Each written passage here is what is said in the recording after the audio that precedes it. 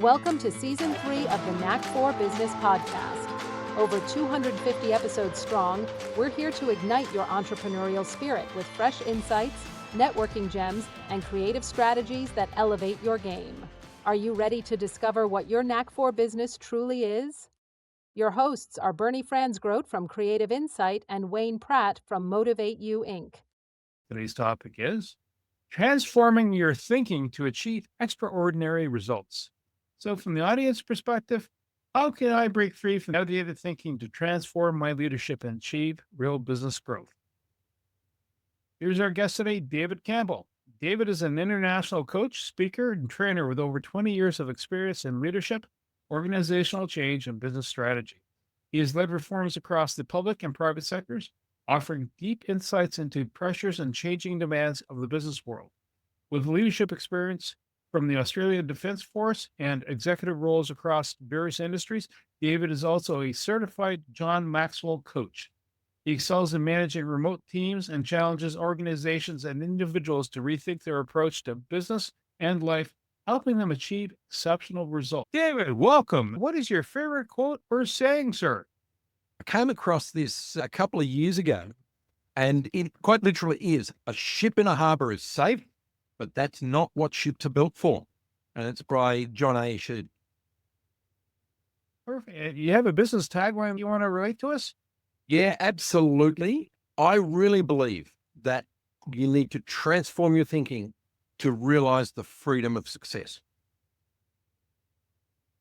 That's a very true insight.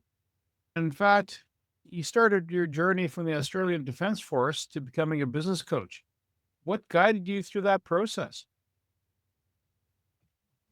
I have to be brutally honest, Bernie. I have to say nothing. I fell into it. I left the military with a lot of experiences, as a lot of your listeners will probably realize. And as a leader, as a manager of multiple things, multiple people, large projects, I fell into consulting and working at high levels within government, private, and not-for-profit sectors.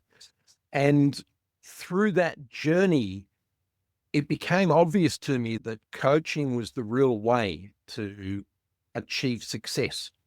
I used to be able to tell people, go and do this, or you're going to jail. You disobey an order from a senior officer, you're out of here. And that's work in the private sector. It can, but it's short-lived.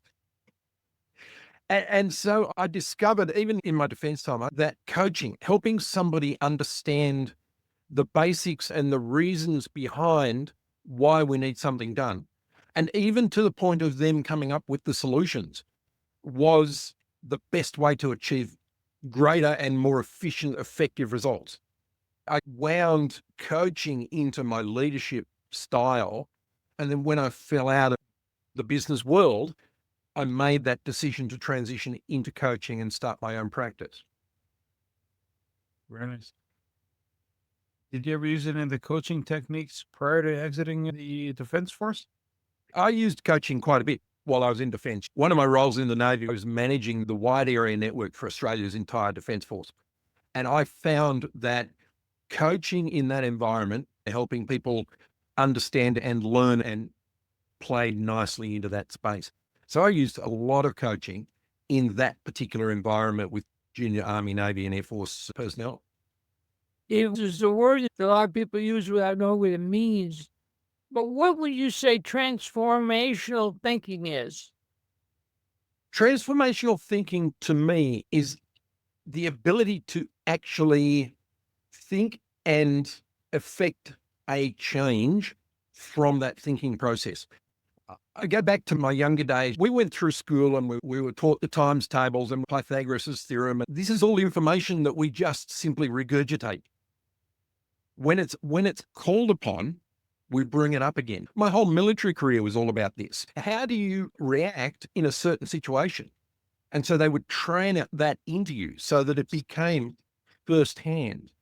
The best example that I can give to people is the one that I often experience. You're driving home from work one day and you pull into your driveway, having driven for half an hour, 3/4 of an hour, whatever it might be. And you think to yourself, how did I get here? and you haven't actually engaged any thinking process in that journey. What you've done is you've utilized the neural pathways that you've created in learning. And so we do that in business. We look at profit statements and sales reports, and the neural pathway kicks in and says, how do we grow this? And we keep using the same methodology. And so my push is very much around the whole idea of, let's stop doing that and let's start thinking for ourselves. What is it we can do? And I know we're going to drill into this a little later, so I won't tease it out much more than that at this stage. Does that kind of speak to the grand adventure in business? It's routine is rut as opposed to, it's like a kid. We're going on an adventure. And I would say this isn't just about business, it's about life as a whole.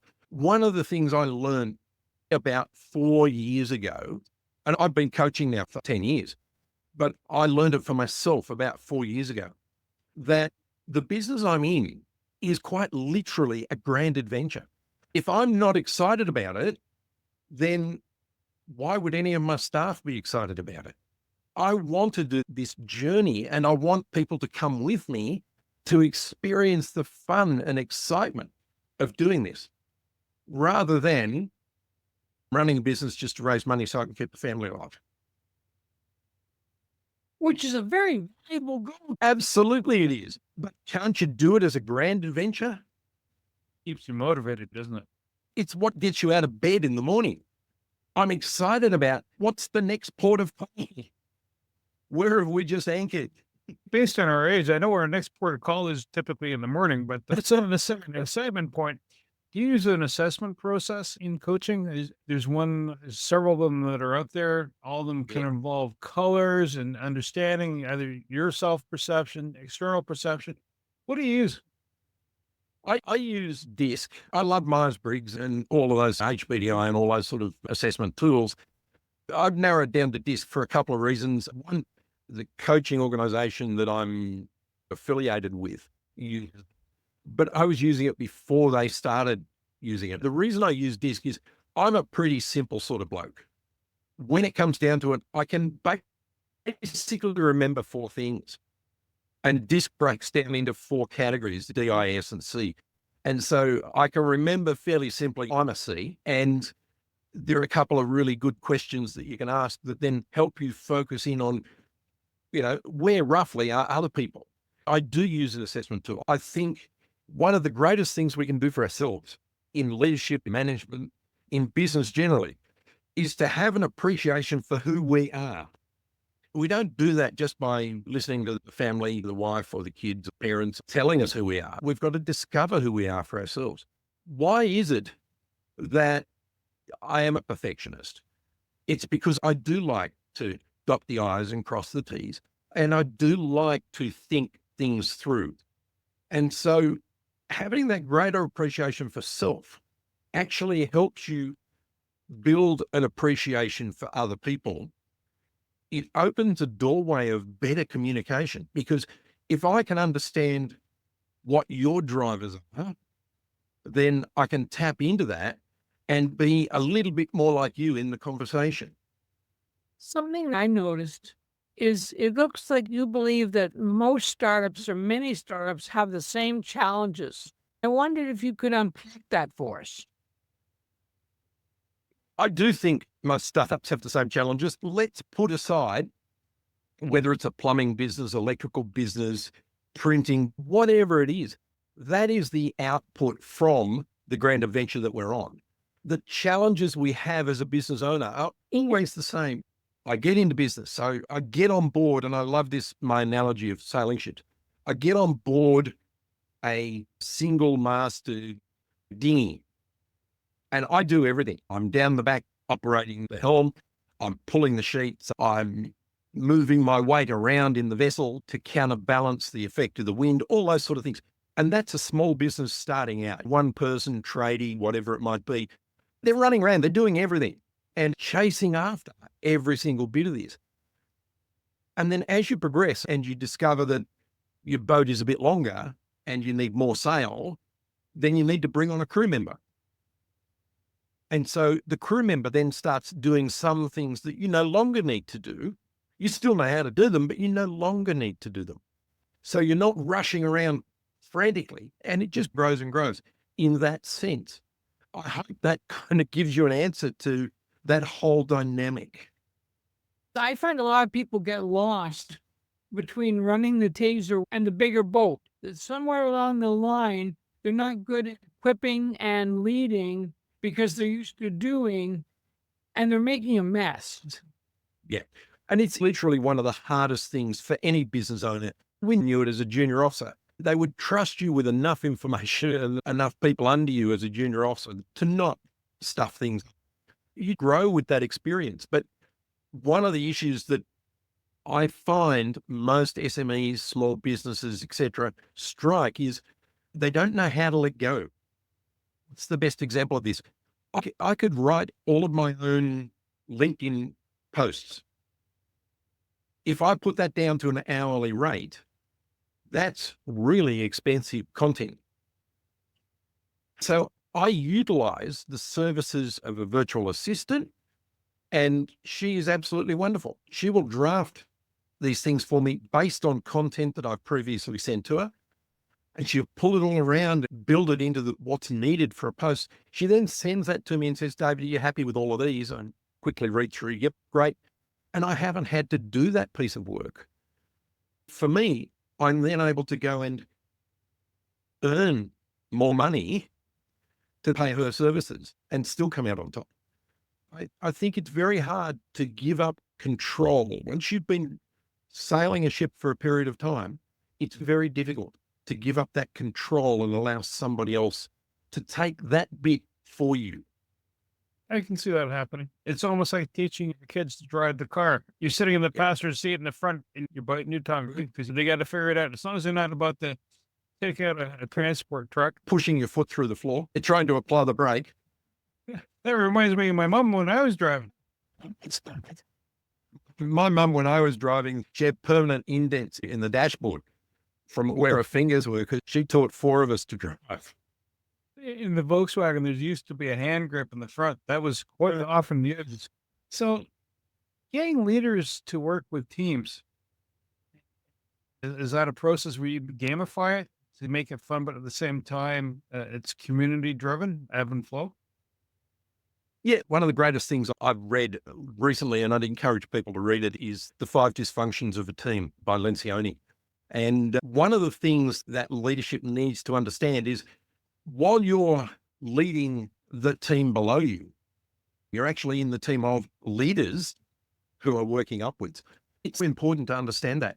The leadership game I utilize comes out of the John Maxwell organization, a great gamification tool to get leaders to break down barriers and develop a better trust and rapport with each other so that as you grow as a leadership team, you can disperse the requirements of the organization into your own group and have that same momentum starting to grow. That's where the leadership game really comes in. It's a board game for boards. It's a great tool, and it really is all about having that better appreciation for the other person. Based on your journey, is we've actually got some similarities. You're a John Maxwell certified trainer. I'm a Jack Canfield certified trainer. And 30 years ago, you were an employee or you were a cowboy. Now we have these teams that we actually buy into and we own our own business and we run our own business, but we have these tools and resources we use. Unpack where you are David Campbell and when you are a John Maxfield rep. How do you see that unpacking? I have to say, I'm a David Campbell all the time. The John Maxwell, to me, is that back-end resource that I can tap into. John has an amazing amount of material out there. If you took the time to read or listen, I must admit, I'm a slow reader, but I'm an avid audiobook listener. But he's got this material you can tap into and use to undergird the strength of what you're actually giving from yourself. I like to be David Campbell. And I just bring these additional tools. And John is one of the many tools that I bring to the game. I know you have a nautical background because although on the audio podcast, folks can't see the ship sitting right behind you. I believe it's the Blue Nose, if I'm not mistaken. Is that right? Correct. Yes, that's correct. What is the Blue Nose effect other than you like the look of the boat, the ship, I should say? I do the look of the ship, the Blue Nose effect. A little bit of a backstory, if that's all right. About 3 years ago, I was diagnosed with non-Hodgkin's lymphoma, fairly aggressive cancer. I had 3 lesions, one in my liver, which was about the size of a 2-kilo bag of flour. 2 kilos of anything is not good if it's inside you and it's not supposed to be there. Exactly right. That was on the liver, but I had 2 lesions in my spleen on the other side that together were about the same size as well. So 4 kilos of stuff that shouldn't have been there. And that led to quite a significant journey over a 12-month period of chemotherapy, radiation. People who've had cancer, unfortunately, remember the very intrusive tests that they do. They stick you in little tiny pipes and take photos of you. I hate that because I'm claustrophobic. Then they stick you with needles and try to take bits out of you and blood tests coming out your ears and all the rest of it. It's a horrendous process. And then they throw you onto chemotherapy. This whole journey for me was one of winding up, sitting at home, feeling quite flat, as you probably appreciate. But I had the ship model, which I bought about 10 years ago. When my wife and I had a holiday in Canada, I brought it home to Australia and put it together and put it up on the mantelpiece. And I was sitting in the lounge room. It was on the mantelpiece in the lounge.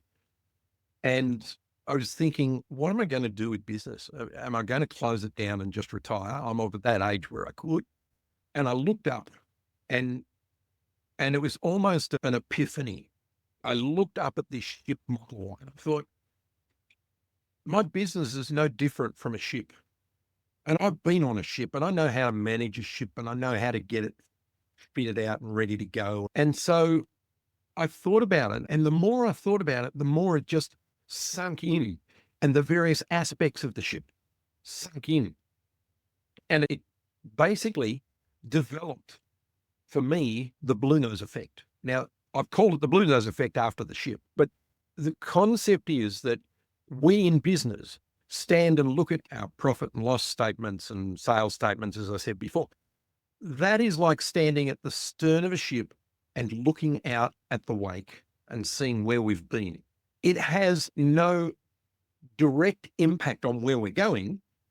We can make decisions on the basis of it, but ultimately it has no impact on where we're going.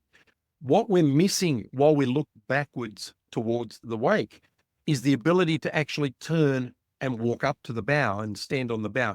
And we've all got that vision of the movie Titanic, where Kate Winslet is standing up on the bow with her arms spread wide saying, I'm the king of the world. And that to me is what business is about. It's about walking away from the stern, being aware it's still there, but walking away from the stern, going to the bow and saying, where to next? What's the next exciting chapter? And that, to me, that difference is the Blue Nose effect. That wouldn't be a title of an ebook you've written. Not the Blue Nose effect. The Grand Adventure of Business is. The Grand Adventure of Business is a book that's been on my heart for a number of years. I'm a perfectionist.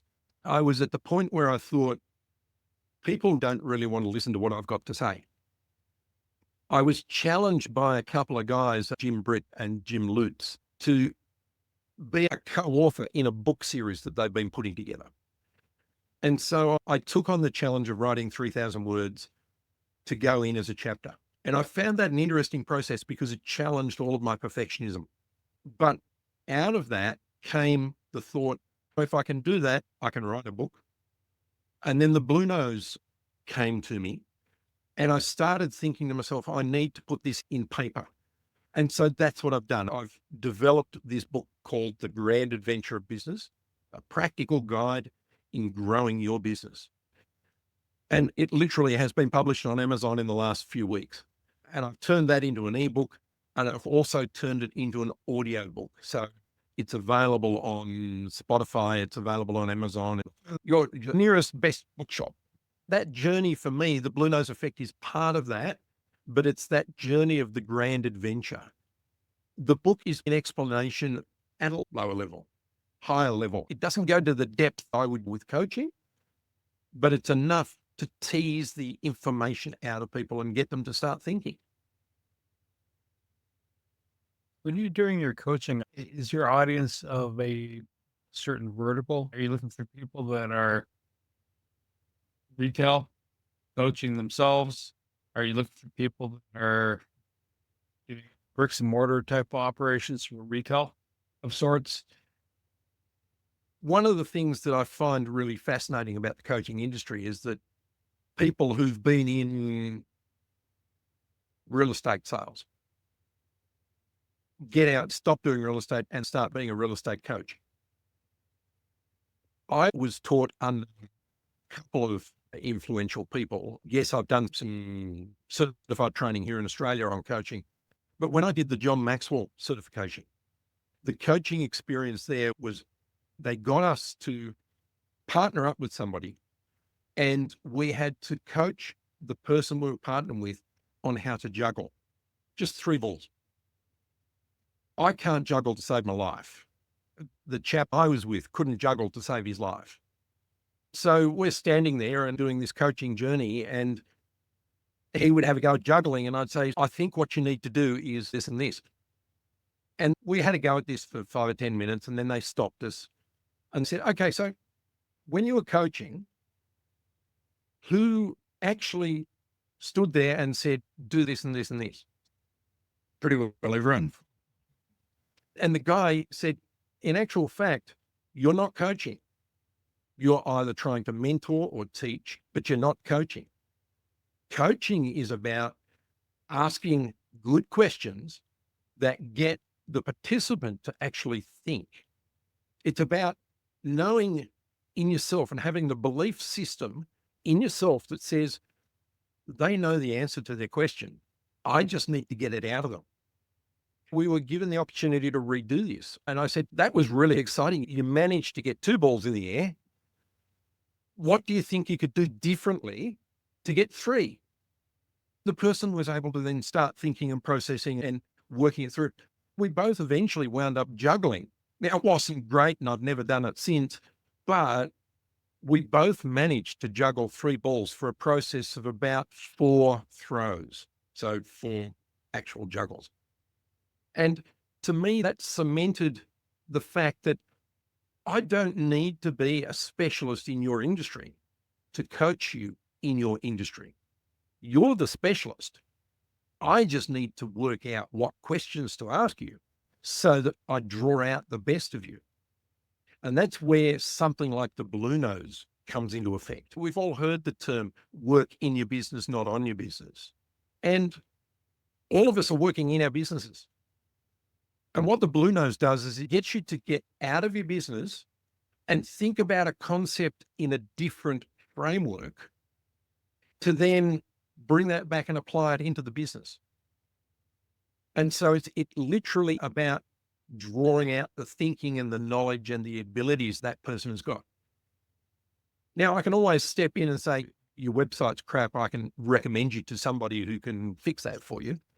But the whole get you to think about your business from outside of your business is really critical to a good coaching journey.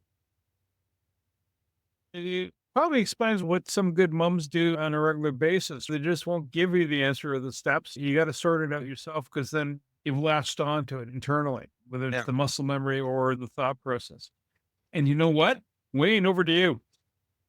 It just follows up what you just said. You mentioned regurgitation earlier and how that didn't get you that far. How do you help business owners break free from traditional thinking so they can be transformative? So one of the first things that I do with every business owner, regardless of whether they've done it or not, is I get them to break down their actual calling. What is it that is driving them in business? I help them take their business apart and put it together from the keel up. I explain this in the book. The concept of the keel is understanding why you're in business. And it's not to make money.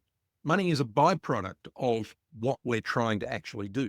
So what is it that drives you? For me, what wakes me up every morning is that grand adventure, that ability to help somebody transform their thinking. And so I help them build their why, and then I get their values put onto that. And then from those values, which are anchored into the why, I then put the planking of the hull on. And that's what their mission is, what their vision is. And from that, we actually reestablish a new hull. And that gives them the ability to move forward. So it really is giving them the ability to step away and actually experience something different to then apply back. And that's, for me, how transformational thinking actually follows that journey. So the traits that people have, how do you sort through that? You have the DISC platform to help sort through it. But if you're looking at somebody and all of a sudden you're like, you like detail, and this particular task, detail will just bog you down or drive you nuts. And I'm thinking like if you're managing small little hoodlums that are age 2 to 3 and they're zooming around, right? Yeah. They are not going to be locked up with anybody except themselves. Versus if you happen to be in a, let's say you're doing computer programming, everything is very, more precise, or you're in machining a piece of hardware. How do you help a person to figure out, listen, this is your strength in your trait. This is what you want to do.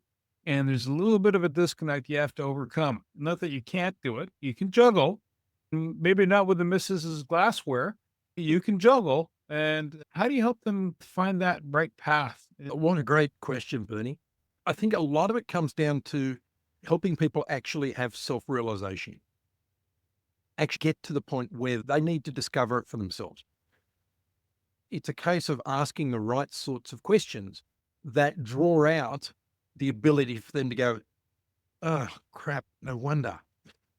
And it's that aha moment that I'm looking for. It's that ability to say, we are doing this machining task and it's not you. It's not your personality. So let's pull away from that and focus on what could we be moving towards? Where could we be going with this? A great example was given to me by a colleague. He was working with some people in retail, and they owned a store that sold workwear, and a lovely couple, but their business was going downhill. They decided they needed to employ a shop manager to take control of the day-to-day operation stuff. And so they started looking at resumes, and this is when my colleague stepped in and said, hang on a second, let's stop. What you're doing is you're looking at people who are like you. You're struggling with this. Why do you think someone like you is not going to struggle with this? And he did a reverse engineered DISC profile. You can speak to your DISC consultant and they will run a program for you that says, this is the kind of person you need to find. From that, you look at resumes and you say, that person fits that category. Let's interview them rather than the people who are like me. Does that make sense? Where you're the weakest and someone has that strength to compliment you. You can't all have left-handed rowers. You have to have some right-handed ones too. Yeah, exactly. And I think a lot of businesses fail to understand that. One of the things I do with a lot of leaders, particularly in the public sector, is I get them to realize who they are. And then I say to them, let's map out your team on a DISC chart. It's amazing how their teams are either like them because they've done the recruitment or diametrically opposite to them. They've never given thought to the other two categories, which are actually needed to create this rounded team that can then deliver effectively. David, you have a vision for business coaching that seems to be more than the day-to-day. What is your vision of leadership and business coaching?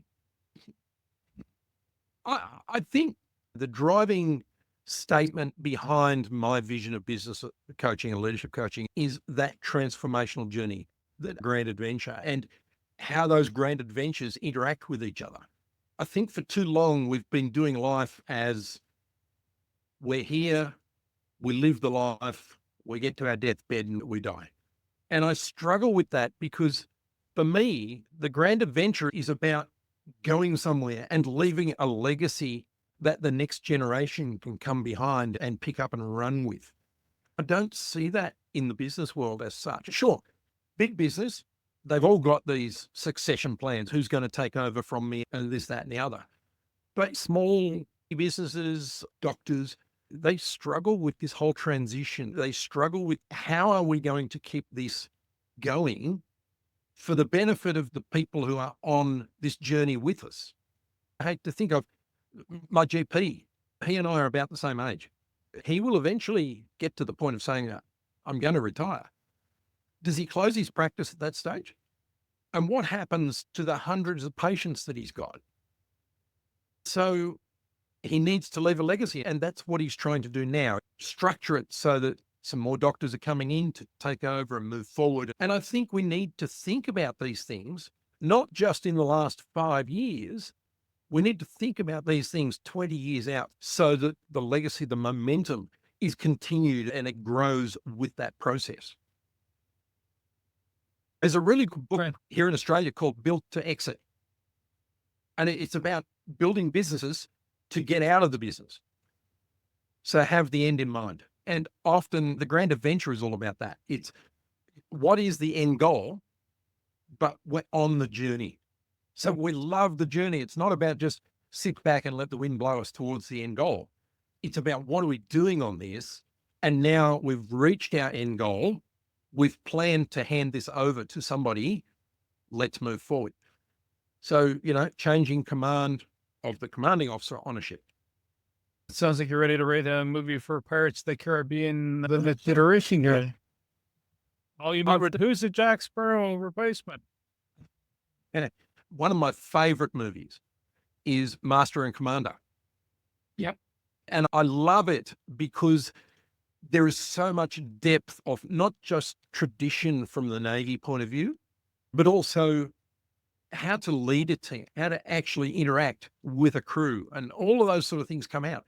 The level of camaraderie, the level of respect that the crew have for the commanding officer. Just amazing. It's an incredible movie. I know a man who actually built the sails for that movie. Really? A piece of irony. David, we've been together a while. We've talked about some really good points. If you were going to distill it down for our audience, what would that one piece of advice be? I think the key piece of advice is find a business coach you can work with. Grab the Grand Adventure book, because there's a section in there about what to look for when you're looking for a business coach. I really believe that it's all well and good to have family and friends surrounding you with your business.